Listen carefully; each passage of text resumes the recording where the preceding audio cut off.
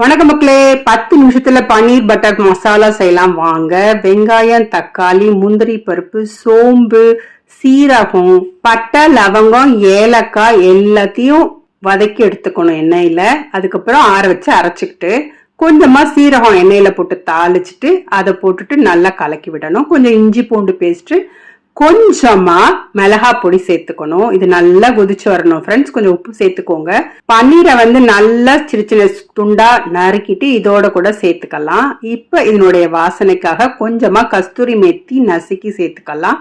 கொஞ்சமா கொத்தமல்லி சேர்த்துக்கலாம். இதை நல்லா கலந்து கொடுத்துக்கோங்க. தேவைப்பட்ட உப்பை போட்டுக்கோங்க. கொஞ்சமா சுகர் சேர்த்துக்கலாம். அப்பதான் டேஸ்ட் ஹைலைட் ஆகும். நான் இன்னைக்கு அமுல் பட்டர் எடுத்திருக்கேன். அது ஒரு 2 டேபிள் ஸ்பூன் போடுறேன். சூப்பரான பன்னீர் பட்டர் மசாலா ரெடி. இதே போல உங்க வீட்டுல பூரி சப்பாத்திக்கெல்லாம் செஞ்சு பாருங்க. செமத்தியான ஒரு காம்பினேஷன்ல. வீடியோ பிடிச்சிருந்தா லைக் பண்ணுங்க, சப்ஸ்கிரைப் பண்ணுங்க. தேங்க்யூ ஃபார் வாட்சிங்.